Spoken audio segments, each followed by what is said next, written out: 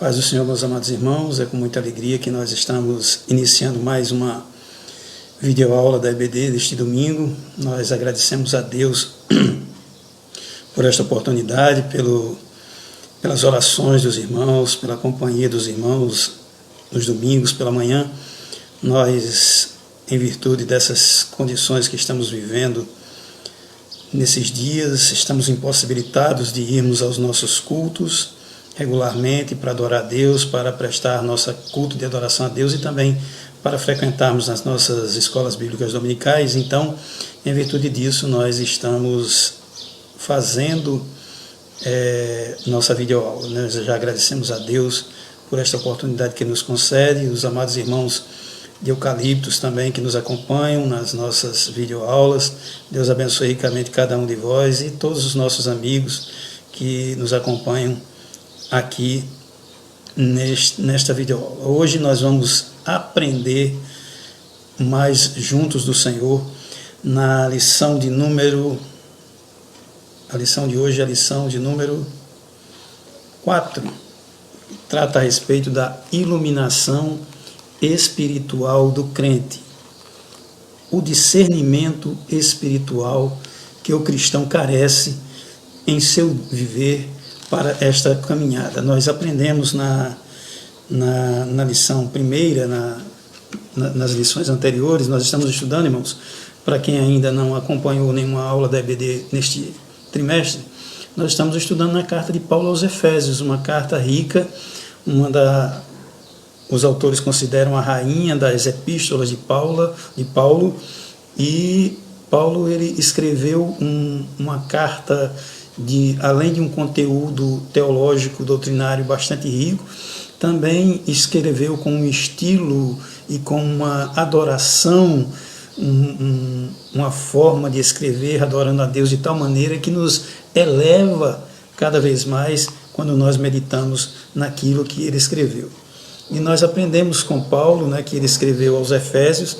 Na verdade foi uma carta circular, uma carta que alcançou toda aquela região de Éfeso, e nós estamos agradecidos a Deus porque ele nos deu essa condição de sermos alcançados também por essa carta que chegou ali em Éfeso e também chegou até nós.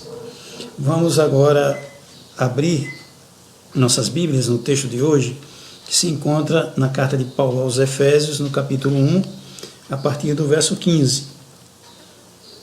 Hoje nós vamos aprender, enquanto os irmãos abrem suas Bíblias, as suas lições, nós vamos aprender a respeito da esperança da vocação e das riquezas da glória, a sobreexcelente grandeza e a força do poder de Deus e também Cristo como nosso exemplo de exaltação, de adoração.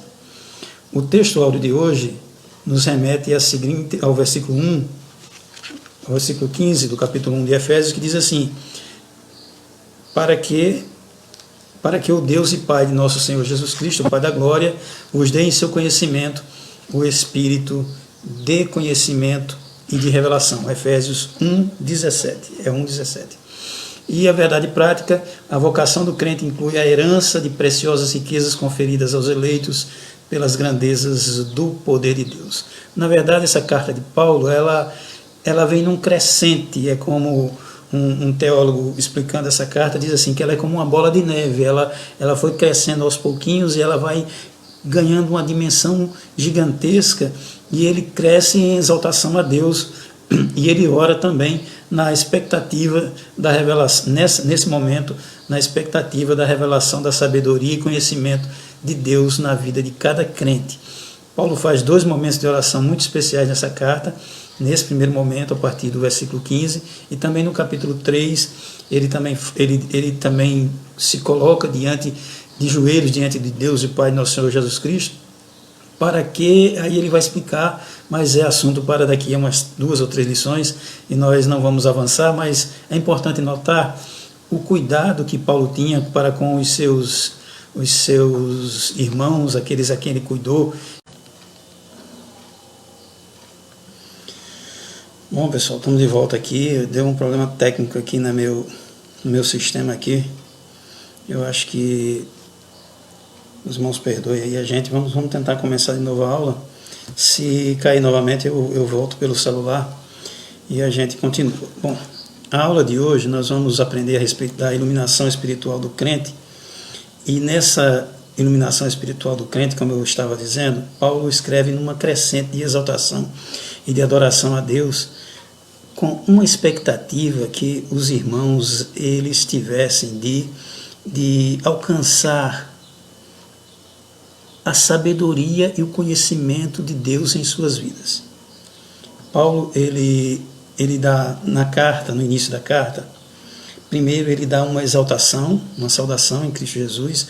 Era o padrão das cartas de Paulo. Ele inicialmente ele saudava os irmãos, ele cumprimentava os irmãos, ele fazia uma introdução mostrando quem ele era, não é? Saudava os irmãos daquele lugar, em Éfeso, em Tessalônica, aos Coríntios, e assim ele também falava, e também ele fazia uma ação de graças, não é? Por aquela igreja, pelas bênçãos que Deus tinha operado na vida daquela igreja. A única carta que eu fiquei observando que ele não fez isso foi a carta de Gálatas, porque ele estava tão preocupado com a carta de Gálatas e ele não via motivos para elogiar muito os Gálatas. Ele elogiou até os Coríntios, mas quando uma igreja que tinha certos problemas, mas a igreja de Gálatas ele jogou pesado, ele já foi direto, fez a saudação dele e nem deu ação de graça nenhuma por aquela igreja, já foi entrando na doutrina, porque eles estavam querendo voltar aos costumes judaizantes. Bom, então a estrutura da carta de Paulo, essa carta de Paulo aos Efésios, diz assim: primeiro ele dá uma saudação aos santos e fiéis em Cristo, depois ele adora a Deus, ele agradece a Deus pelas bênçãos espirituais nos lugares espirituais, nos lugares celestiais em Cristo Jesus. Os versículos até o versículo 14, ele trata desse assunto, ele fala de todas as bênçãos, né?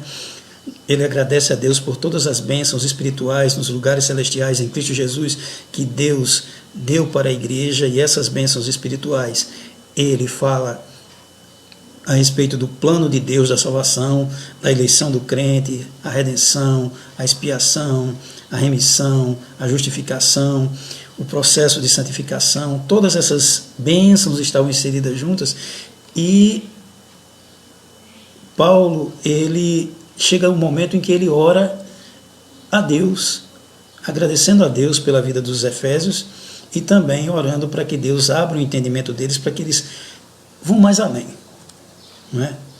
Paulo, ele faz, a vida de Paulo era, primeiro ele faz ações de graças, em primeiro Efésios 1, 15 e 16, você pode abrir sua Bíblia aí, Efésios 1, 15 e 16, Paulo fala, começa inicialmente,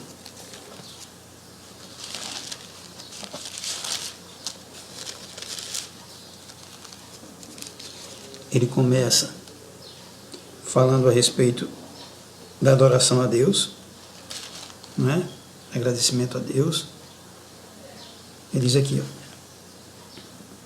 pelo que, ouvindo eu também a fé que há entre vós no Senhor Jesus Cristo, e a vosso amor para com todos os santos, eu não cesso de dar graças a Deus por vós, lembrando-me de vós nas minhas orações. Uma característica constante na vida de Paulo se chama oração. Oração não era esporádico na vida de Paulo, não era quando passava um momento difícil. Paulo orava incessantemente, e ele tinha motivos de oração muito altos e muito nobres, porque ele orava pela igreja, pelos salvos, pelos santos, ele intercedia pelos santos, pelos servos de Deus. Por isso está aí a expressão que ele diz aqui, que eu dou graças a Deus, não cesso de dar graças a Deus. As orações de Paulo tinham momentos de ações de graças, e essas ações de graças pela igreja, e por essa igreja especificamente, por quê?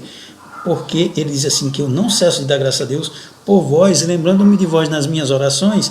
Isso ele também faz com Tessalonicenses, ele também faz com outras igrejas, Colossenses também. E ele diz assim, mas por que eu oro e agradeço a Deus por conta dos Efésios? Por quê? Porque eu ouvi também a respeito da fé que há entre vós no Senhor Jesus Cristo e no vosso amor para com todos os santos.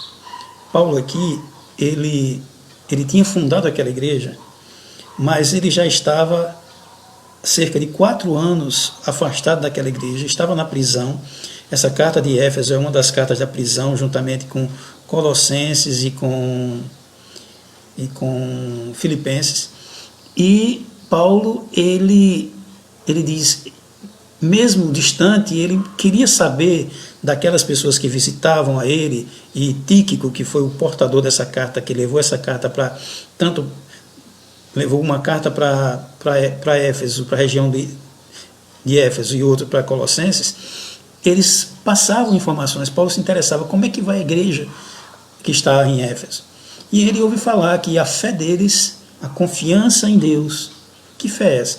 A confiança em Deus, né? A fidelidade a Deus, a lealdade a Deus, o estar com Deus, acompanhando, vivendo nos caminhos do Senhor. Ele ouve falar que a fé deles continuava firme.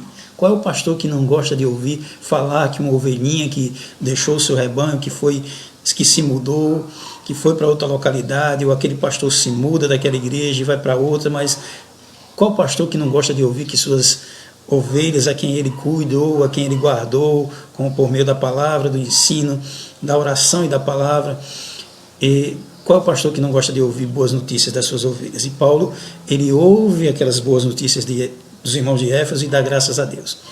Tanto é que Paulo, ele se dedica a 2 ministérios importantes na obra, que é oração e ministério da palavra. Quando foram separados os diáconos, ele já havia se dedicado, mesmo depois da instituição dos diáconos, ao ministério da oração e da palavra.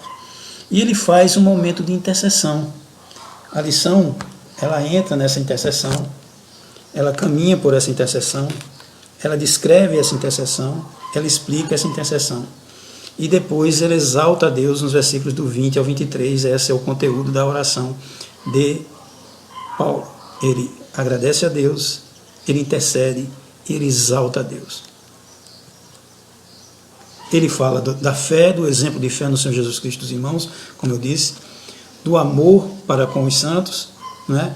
E a esperança que o autor da lição, o pastor Douglas, ele fala a respeito da compreensão desse chamado e a revelação da glória do porvir.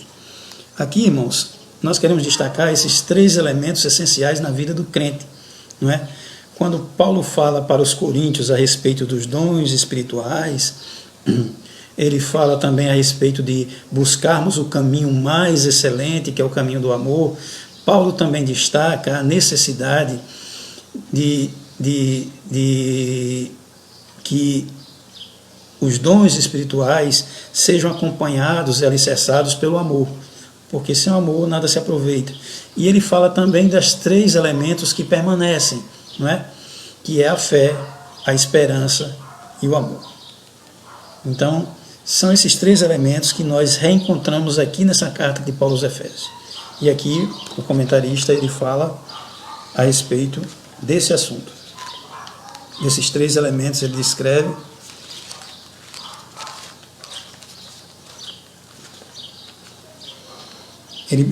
O apóstolo ensina que os salvos precisam ser iluminados. Primeiro ele diz assim, que ele dá ação de graças, ele intercede, ele exalta a Deus.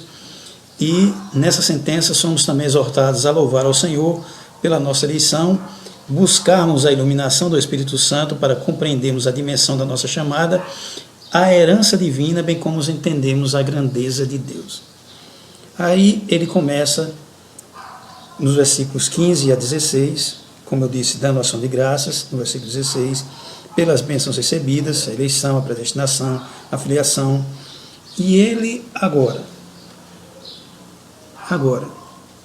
ele diz assim, eu não cesso de dar graças a Deus por vós, lembrando de vós nas minhas orações, vírgula, e ele continua, mas por quê? Para quê? Qual é o objetivo? Para que o nosso Senhor Jesus Cristo, Pai da glória, vos dê em seu conhecimento o espírito de sabedoria e de revelação.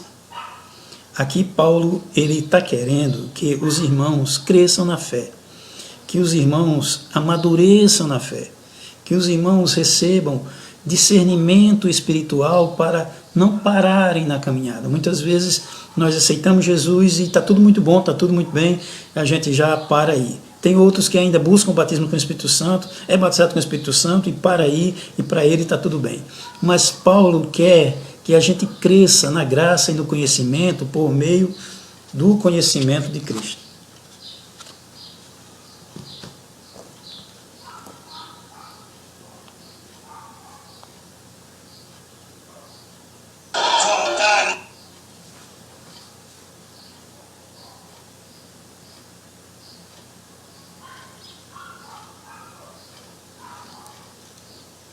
Por meio do conhecimento de Cristo. E nós precisamos ter esse conhecimento. Os irmãos estão me acompanhando aqui? Apareceu um alarme aqui para mim. Está tudo bem aí? Então vamos voltar, né? Não caiu ainda não, né? Muito bem. Então, meus irmãos, nós estávamos falando que Paulo falava a respeito desse crescente, não é? Ele ora na ação de graças pelas bênçãos recebidas de Deus, pela intercessão por sabedoria, ele pede sabedoria de Deus. O que é sabedoria de Deus? A sabedoria de Deus vai além do simples conhecer. Aqui trata de intimidade. Aqui trata de conhecer profundamente a Deus. Algumas pessoas dizem, fulano é muito sabido. Uma pessoa ser muito sabida não significa dizer que ela é uma pessoa sábia. O sabido é porque tem muita acumulação de conhecimento, ele entende de tudo que você... Sabe aquela pessoa que de tudo que você levantar o assunto, ele sabe falar? Mas aqui, nesse caso, Paulo está querendo mostrar para nós que não é a sabedoria deste mundo, né? Tiago diz que a sabedoria deste mundo é carnal, mas a sabedoria que vem do alto, ela é pacífica e gera bons frutos. É essa sabedoria que Paulo quer que os irmãos tenham, é o conhecimento de Deus, é conhecer a Deus. Em outras palavras, irmãos, é ter mais intimidade com Deus. Conhecer a Deus como Ele é. As pessoas do mundo aí afora, elas conhecem a vida das celebridades. Conhecem um jogador de futebol, conhecem um ator, conhecem um cantor desses famosos, que enche os estádios. Aí um dia esse cantor vai tirar férias e vem aqui para Natal, e está andando ali na calçada de Ponta Negra, e você grita, a pessoa grita para ele, fulano, eu te conheço. E aquela pessoa não conhece ele. Mas ele sabe da vida dele, sabe com quem ele casou, sabe o que ele come, sabe o dia que ele nasceu, sabe onde ele mora, sabe a cor preferida dele, sabe tudo da vida dele, mas não tem intimidade com ele. Infelizmente, irmãos, alguns cristãos conhecem muito a respeito de Deus, mas conhecem pouco de Deus. Muitos sabem versículos as centenas, conhecem doutrinas, conhecem teologia, mas poucos têm conhecimento real e verdadeiro de Deus. Esse conhecimento real e verdadeiro de Deus se dá por meio da intimidade. Esse termo conhecer a Deus é usado na Bíblia como ter intimidade. Intimidade é você conhecer a pessoa, é você sentar na mesa com ele, é você comer com ele, é você ter comunhão com ele. Jesus disse certa vez, eis que eu estou à porta e bato, se alguém ouvir a minha voz e abrir a porta, eu entrarei e cearei com ele e ele comigo. Isso é ter conhecimento de Deus, é você conseguir sentar na mesa junto com o Pai, é você ter intimidade com o Pai. Nos dias normais da semana, você não convida qualquer pessoa para sentar à sua mesa. Só aquelas pessoas que são mais chegadas, seus amigos. E é isso que nós estamos falando a respeito. Nós estamos falando justamente a respeito disso, de ter intimidade com Deus. Vamos lá. E revelação. O que é revelação? É tirar o véu. Essa sabedoria de Deus, esse conhecimento de Deus que nós temos, ela parte do próprio Deus. Ele é quem nos dá essa sabedoria. Ele é quem nos revela, ele é quem descortina o véu. Ele é quem abre o véu da palavra por meio do Espírito Santo que nos conduz por meio das Escrituras, para que possamos compreender o plano de Deus para nossas vidas. É isso que Paulo quer falar a respeito de sabedoria e de revelação. Os irmãos estão entendendo? Muito bem, vamos seguir adiante. Se a nossa conexão cair, irmãos, a gente volta novamente. De vez em quando aparece um alarme aqui no meu programa, mas está tudo certo, a gente vai continuando.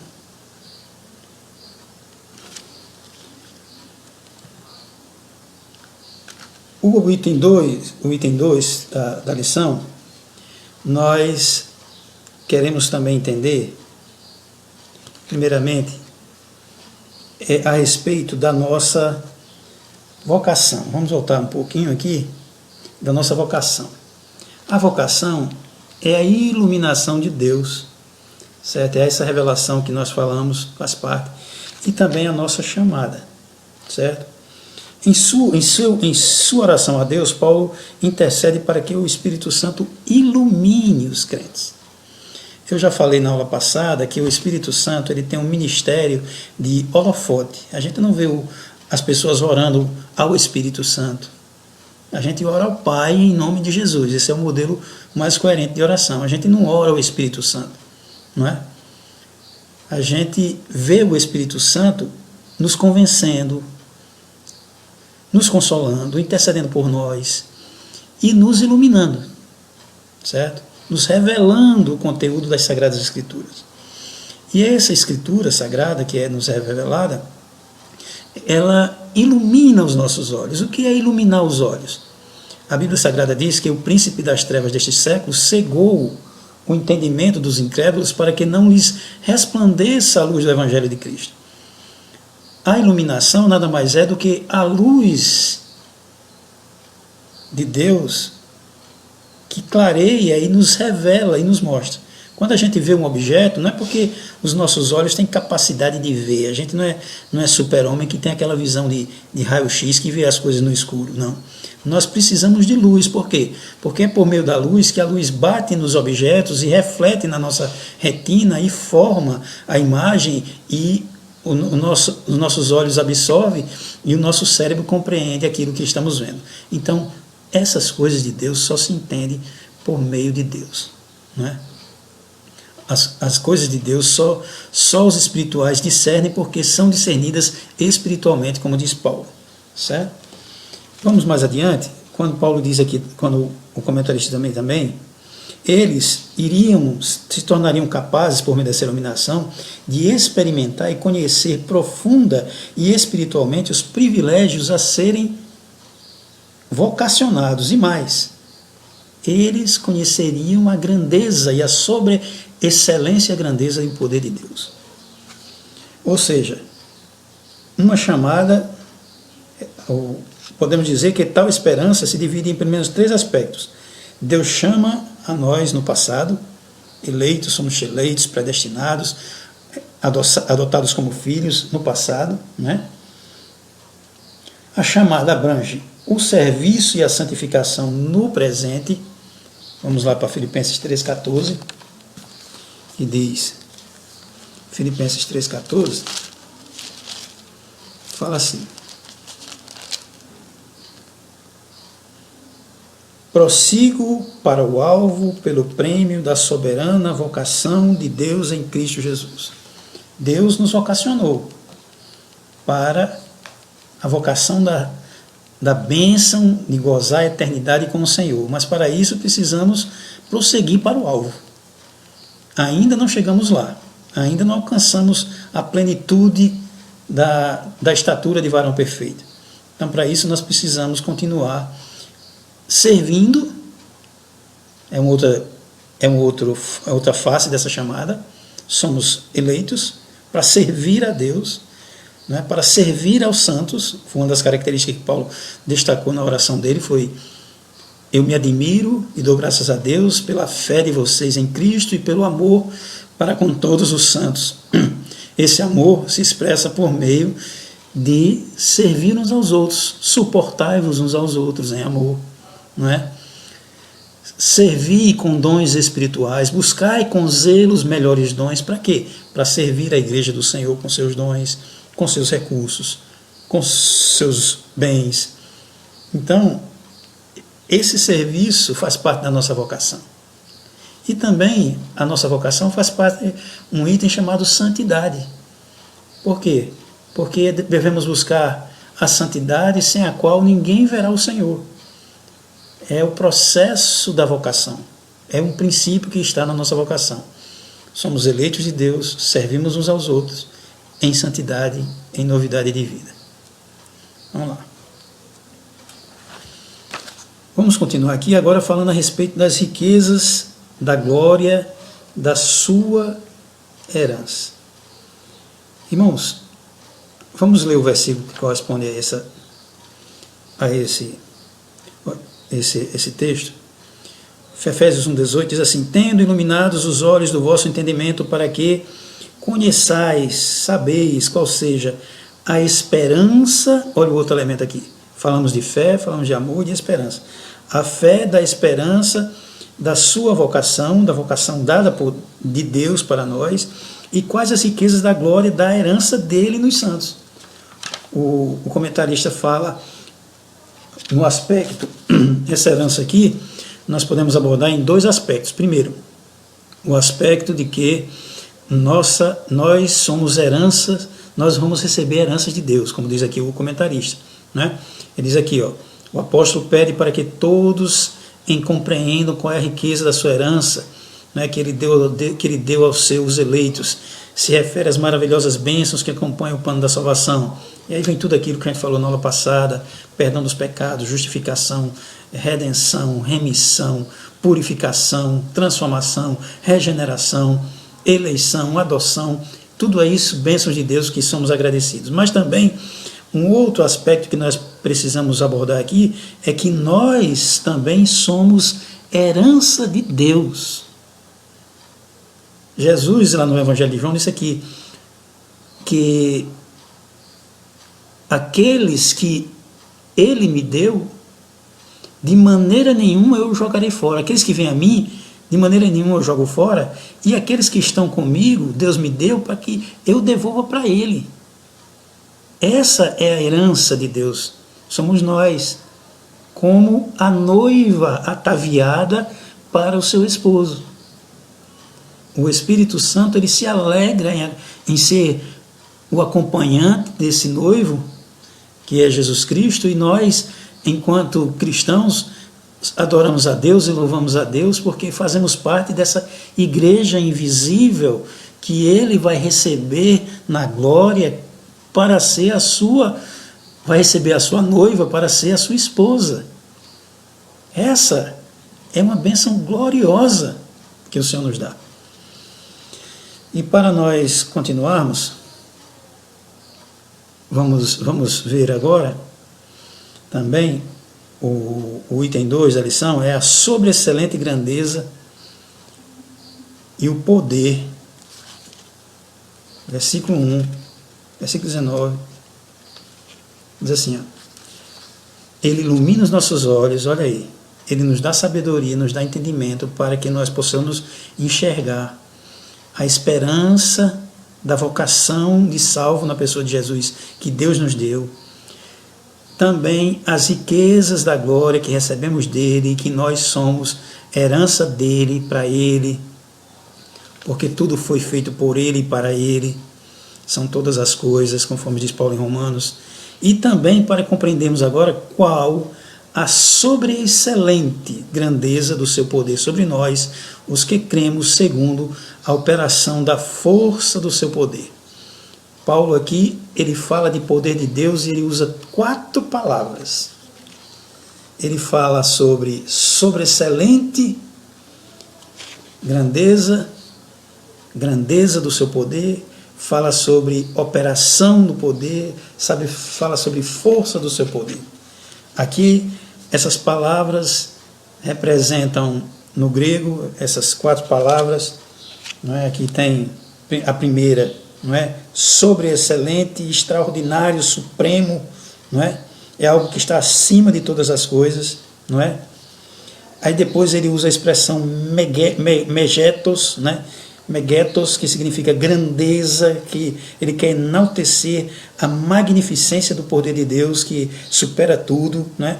Ele fala de poder de Deus como dunamis, que vem de evangelho, de dinamite, né? Quando tem aquela expressão de Paulo lá em Romanos, que ele diz que não me envergonho do evangelho, porque é poder de Deus, é dinamite de Deus, é dunamis de Deus, é o poder de Deus, é como se fosse uma dinamite, certo? E também kratos, né, que vem de quando tem aquela palavra democracia, democratos, ou seja, poder que emana do povo. Então, é esse poder também que Paulo se refere aqui, que é de Deus, que é o kratos, é poder de Deus. Então, ele reúne 4 expressões, né? Energia, dinamite, força, não é? Para poder, para expressar essa força que Deus tem e essa força que ele opera em nós. E ele vai mais na frente e diz assim: logo, esse termo indica o maior de todos os poderes, que é capaz de realizar a transformação do homem, e somente um poder tão grande assim é que pode operar e concretizar as bênçãos inclusas na esperança da salvação e na riqueza da herança. Só esse poder de Deus é que consegue fazer isso na vida da gente. Foi esse poder, e ele vai explicar, não é? Esse poder por meio da ressurreição de Cristo, não é? Aqui na frente a gente vai falar sobre a ressurreição de Cristo. Ele fala no versículo 19 e 20,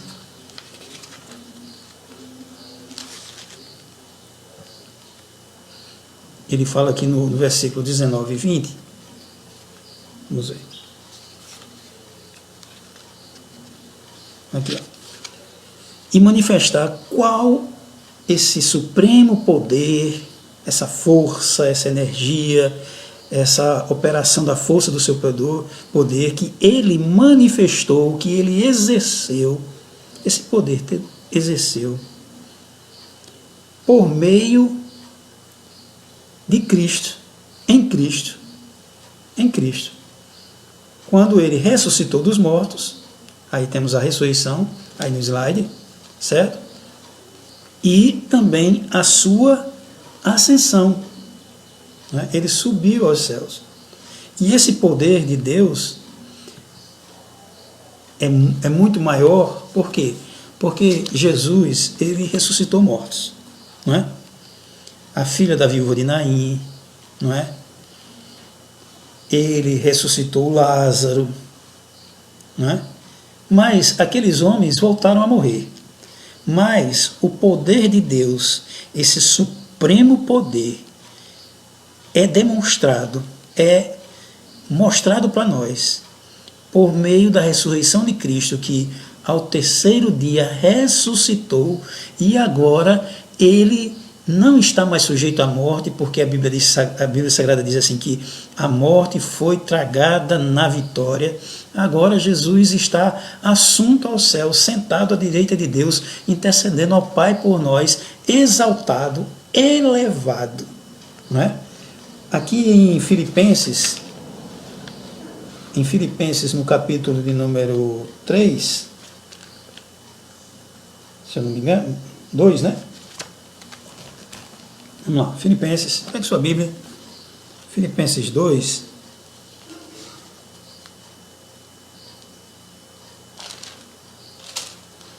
Filipenses, no capítulo 2, não é? 2, diz assim, versículo 6, mas Jesus, sendo em forma de Deus, ele era homem e ele era Deus, não teve por usurpação ser igual a Deus, ou ele não, em outras palavras, não subiu para a cabeça dele a ideia de dizer, não, o povo agora quer me fazer rei e eu sou rei mesmo e vou tomar o lugar de Deus. Não. Mas ele aniquilou-se a si mesmo, tomou a forma de servo, se fez semelhante aos homens, se tornou semelhante aos homens. E achando na forma de homem, Jesus homem, humilhou-se a si mesmo, sendo obediente até a morte, e essa morte o levou à cruz. Por isso, pelo que também Deus, com o seu sobreexcelente poder, com o seu poder supremo, com a força do seu poder, com a sua energia, com o seu kratos, com o seu dunamis, esse poder de Deus também o exaltou, Deus o ressuscitou dos mortos e o exaltou soberanamente e lhe deu um nome que é sobre todo nome. O nome de Jesus agora é sobre todo o nome. Ainda que o mundo não conheça, mas nós o conhecemos e sabemos e reconhecemos que o nome de Jesus é sobre todo nome de qualquer ser humano na face da terra, que já viveu ou que ainda vive aqui. Pelo que Deus também o exaltou soberanamente, ele deu um nome que é sobre todo nome, para que ao nome de Jesus se dobre. Aqui é no presente, para que se dobre todo o joelho dos que estão nos céus e na terra e debaixo da terra, e toda a língua confesse que Jesus Cristo é o Senhor, para a glória de Deus Pai. Jesus, ele foi exaltado para que a humanidade reconheça que ele é o Senhor. Isso aqui não é coisa para o futuro não, ainda que no futuro todo joelho se dobrará diante dele, desde aquele que, o mais santo dos santos, que serviu a ele aqui na terra, até o mais miserável pecador, que negou a Jesus e até blasfemou dele, todos eles se dobrarão diante do Senhor Jesus. Mas esse Jesus, ele, Paulo diz aqui, que ele foi exaltado soberanamente por Deus, colocado à sua direita para que todo joelho, para que eu, você, nós, o mundo inteiro, hoje, reconheça a esse Jesus e se dobre diante dele para a glória de Deus Pai. Porque ele é digno. Quando João esteve lá, naquela visão dos céus, e olhou o livro com os selos, o livro selado com os 7 selos, e não havia ninguém digno de abrir o livro e desatar os 7 selos, veio uma voz que dizia: eis aqui o Cordeiro de Deus, o leão da tribo de Judá. Ele é digno de abrir o livro e desatar os 7 selos. Portanto, não chore, João, porque ele é digno de receber toda a honra, toda a glória, todo louvor, toda adoração. Os homens hoje estão entregando dignificação, irmãos, tributo a pessoas erradas, a homens que merecem ser honrados, mas não merecem ser exaltados e glorificados à altura da majestade do Senhor. Ele é o único que merece toda a honra, toda a glória, todo louvor, toda exaltação, toda adoração. E ele é a primícia dos que dormem, ou seja, ele é o primeiro. Por quê? Porque com ele iremos nós. É por isso que a Bíblia Sagrada diz, Paulo aos Tessalonicenses: não sejais como os demais, que não têm esperança, porque aquele que foi, ele voltará, ele nos voltará a trazer, e no abrir e fechar de olhos, nós, os que estavam mortos, ressuscitarão, e nós, os que ficarmos vivos, que Paulo tinha esperança de subir ainda naquela geração, nós seremos arrebatados e estaremos juntos para sempre com o Senhor. Glória a Deus. Esse é o Cristo que merece ser glorificado. É o Pai da glória, diz Paulo nessa carta.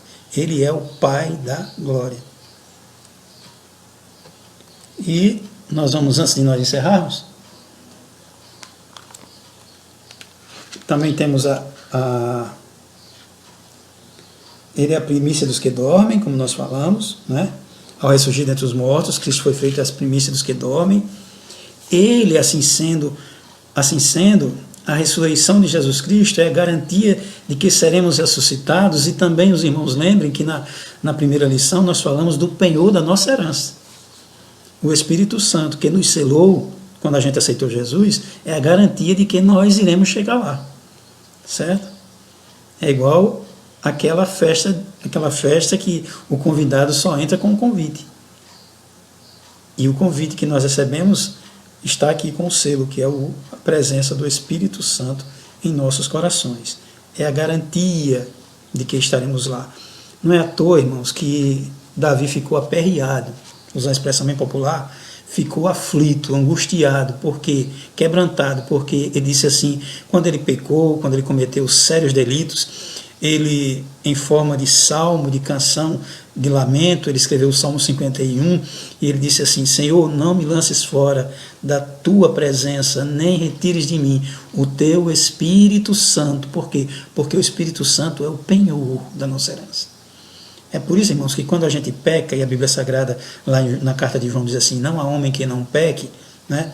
Mas nós não vivemos em pecado, e a Bíblia Sagrada diz, aquele que tiver cometido pecado, nós temos um advogado perante o Pai, a saber, Jesus Cristo. Ele é a propiciação pelos nossos pecados, e não apenas os nossos, mas de todo o mundo. Então, é por meio desse perdão, desse Jesus Cristo, Salvador, é que nós temos a garantia de que um dia vamos estar com Ele como primícia, e nós, não é? Depois, juntamente com Ele. Vamos ver lá 1 Coríntios 15, 20 a 22, o que é que diz? Eu acredito que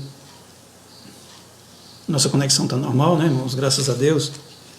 Se você está acompanhando aí, abra sua Bíblia em 1 Coríntios 15, do 22, 15, do 20 ao 22. Essa carta de Paulo, e esse capítulo em particular, o capítulo 15, os irmãos podem ler com atenção em casa, porque ele fala do valor do Evangelho, ele fala do valor das Escrituras, ele fala também da ressurreição, que é o ponto principal, e ele fala aqui no versículo 20 que, mas agora,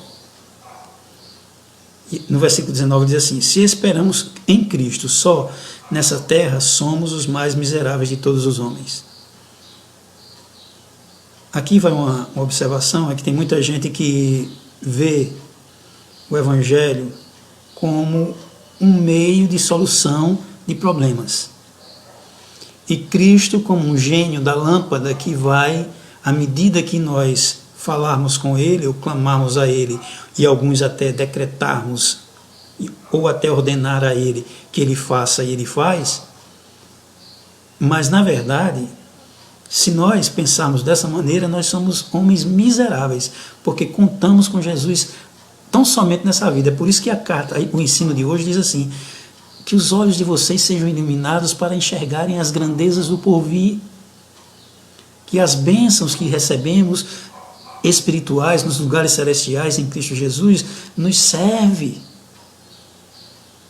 Não é como esses homens que são miseráveis, que pensam com Jesus apenas nessa vida, mas agora Cristo ressuscitou dos mortos e foi feito as primícias dos que dormem. Dormem é um eufemismo para dizer daqueles que morreram, não é? Mas Cristo ressuscitou e é o primeiro daqueles que morreram e que ressuscitou. Porque assim como a morte veio por um homem, também a ressurreição veio por um homem, certo? Mas agora também todos serão vivificados em Cristo, mas cada um por sua ordem. Cristo, as primícias, depois os que são de Cristo, na sua vinda, e depois virá o fim, quando tiver entregue o reino a Deus, ao Pai, e quando houver aniquilado todo o império e toda a potestade e força do mal. Os irmãos estão vendo aqui que a linha de tempo, o Kairos de Deus, tem uma sequência, não é? Jesus foi prometido que viria, da semente da mulher viria um que esmagaria a cabeça da serpente. Jesus veio, Jesus morreu, ressuscitou dos mortos, está sentado à direita de Deus. Jesus agora está prestes a voltar para tomar os que são seus, não é? Teremos o casamento da noiva, a igreja do Senhor, com o Cordeiro, não é? A noiva do Cordeiro, a igreja do Senhor.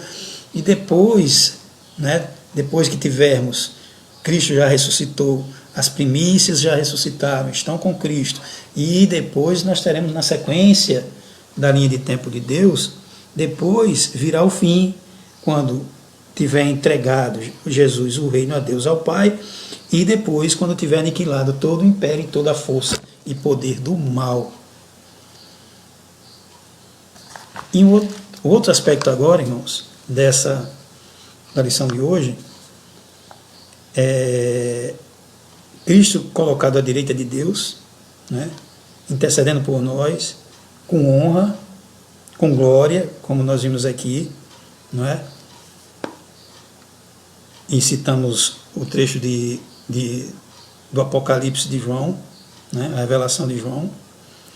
E agora Cristo é exaltado sobre todos, aqui ó, o versículo 21, para nós encerrarmos, ele é exaltado acima de todo principado e poder, e potestade e domínio e nome que se nomeia não só neste século, mas também no vindouro. Não tem para ninguém, como diz no popular. Jesus é soberano sobre todos, sobre qualquer pessoa, sobre qualquer um. Ele é soberano. Certo? O Salmo 110 faz referência a isso, não é?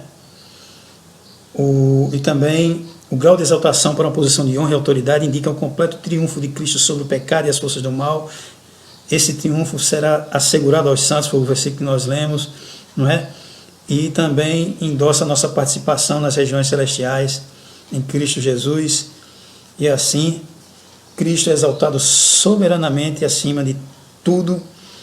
Ele foi exaltado acima de toda eminência do bem e do mal, e o resultado desse triunfo, primeiro que Deus fez Cristo como o cabeça da igreja. Irmãos, quem governa a igreja de Cristo é Cristo. Claro, temos a igreja enquanto organização visível, local, que tem os seus responsáveis, pastores, líderes, ministério, que buscam a Deus com sabedoria para servirem e cuidarem, não é? Como diz lá em Atos, né? Os bispos que foram constituídos para cuidarem da igreja e como que aqueles que iam de dar conta da igreja.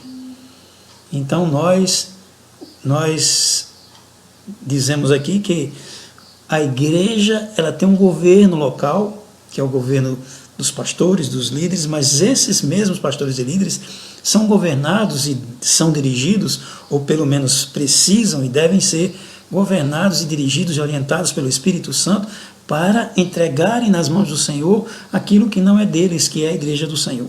Mas o cabeça da igreja é o Senhor Jesus Cristo, como diz aqui, sujeitou todas as coisas aos seus pés e sobre todas as coisas Deus o constituiu como o cabeça da igreja. E Paulo vai falar isso aqui lá em Efésios, no capítulo 5, não é? No capítulo 5, comparando a relação do casamento, do matrimônio, assim como o marido é o cabeça da mulher, Cristo é o cabeça da igreja. E olha aqui, ó, o que é que fala Efésios 5, nós vamos encerrar essa videoaula de hoje. Desde já nós agradecemos as orações e os irmãos que nos acompanharam nesta manhã. Efésios diz assim, ó, Cristo amou a igreja. Olha aqui, ó, Cristo, no capítulo 5, versículo 23, diz assim, Cristo é a cabeça da igreja. Então, quem comanda a igreja é Cristo. Sendo Ele próprio, Jesus, o Salvador do corpo. O corpo só existe de Cristo porque Ele que resgatou esse corpo. Ele que nos fez membros desse corpo. Ele que nos transformou nesse corpo. Ele que nos gerou nesse corpo. Nos enxertou na videira, nos nomeou, nos elegeu, nos escolheu, nos predestinou, nos chamou, nos justificou e vai nos glorificar mais na frente. Então, Cristo é a cabeça da igreja, sendo Ele o Salvador do corpo. O Salvador da igreja se chama Jesus Cristo.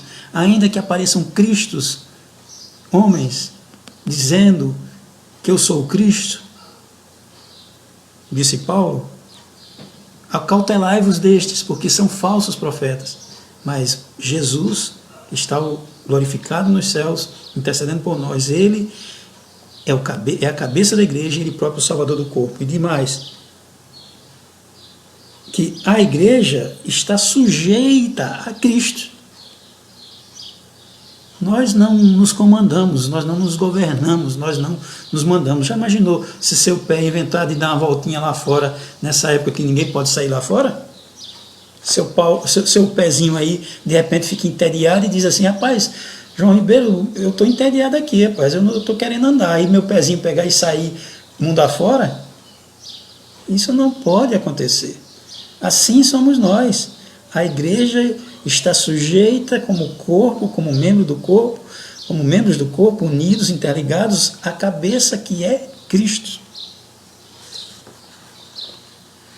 E depois, ele diz aqui para nós encerrarmos, Cristo amou a igreja.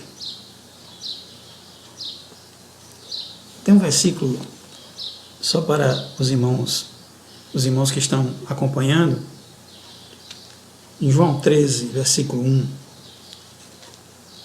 João 13, versículo 1.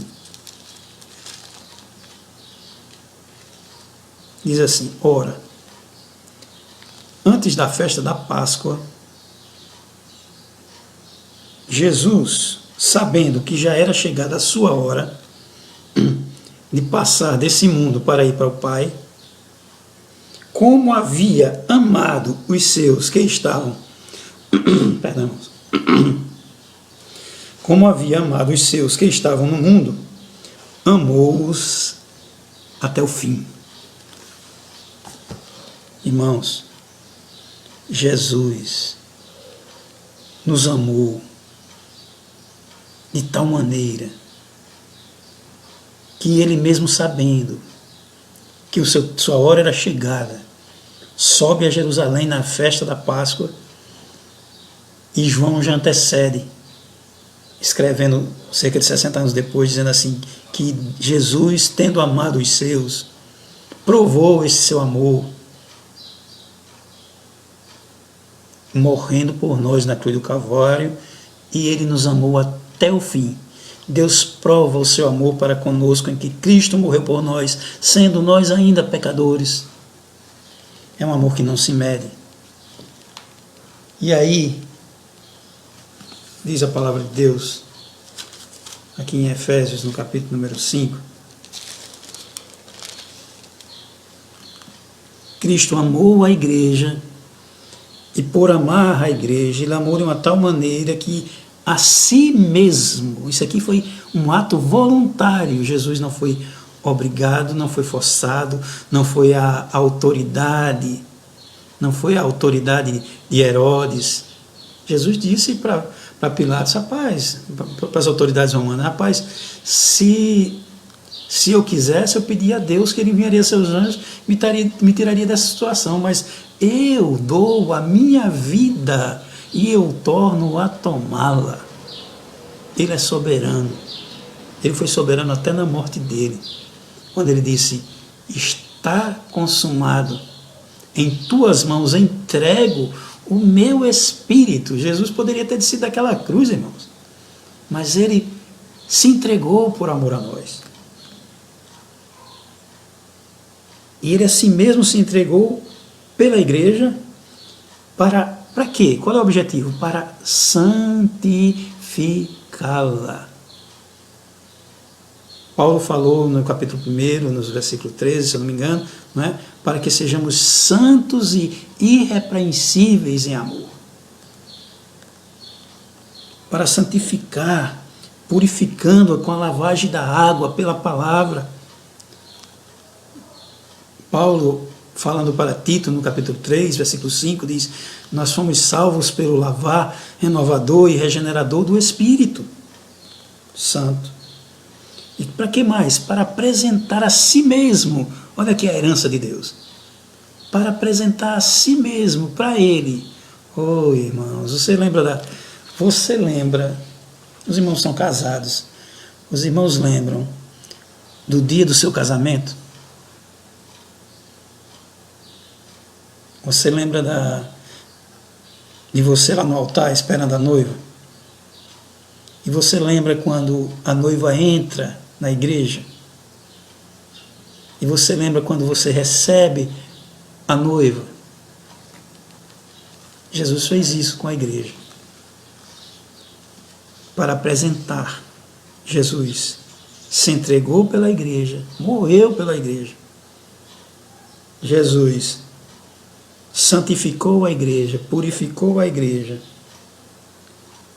adornou a igreja com os dons do Espírito Santo, com a ação do Espírito Santo na vida dela, para apresentar a si mesmo, igreja gloriosa, sem mácula, nem ruga, nem coisa semelhante, mas santa e irrepreensível. Esses dois termos caminham juntos, santos e irrepreensíveis. Paulo repete várias vezes, e aqui nessa carta pelo menos 2 vezes. E para nós encerrarmos, agora vamos encerrar mesmo.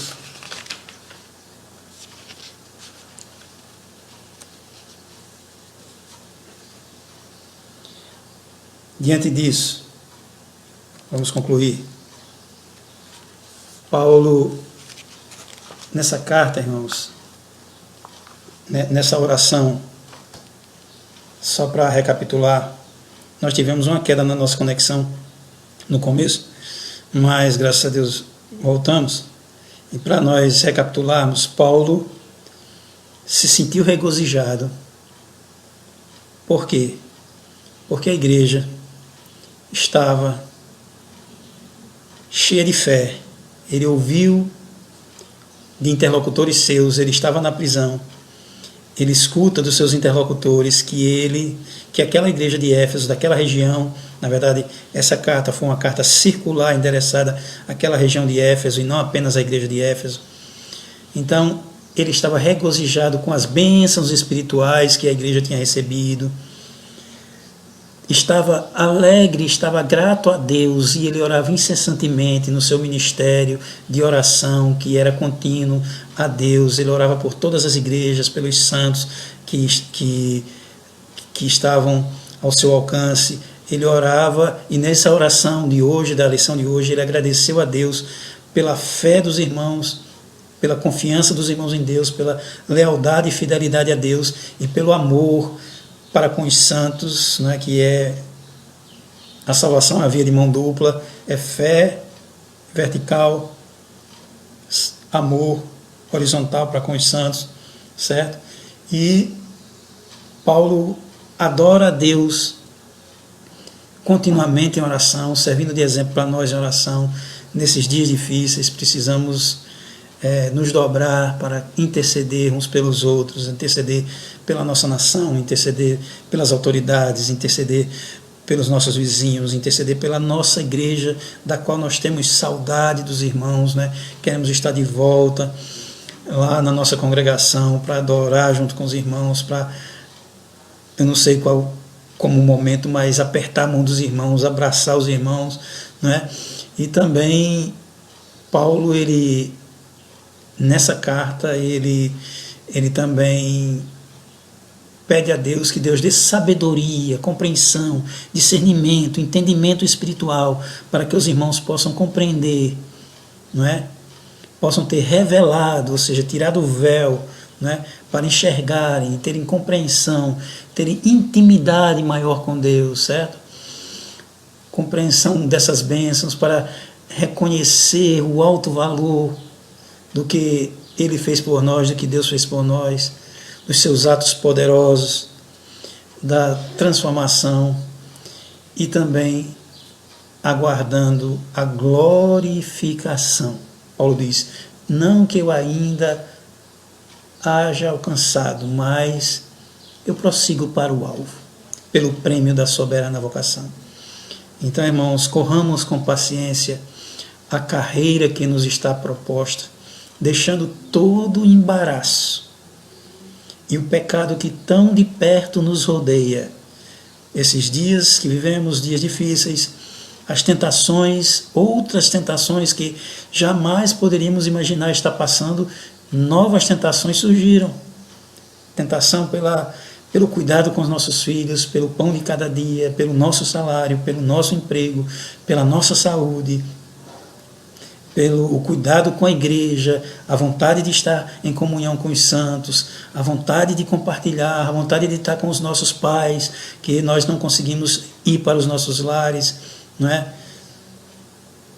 E aqui eu já mando um abraço para minha mãe, que está escutando, que está nos ouvindo, que Deus abençoe. Assim, irmãos, nós estamos passando por dias difíceis, mas maior é Deus, que há de nos guardar, nos livrar do dia do mal e, acima de tudo, nos garantir o êxito e a alegria da glória futura, como diz aqui na lição, no último versículo da leitura de hoje.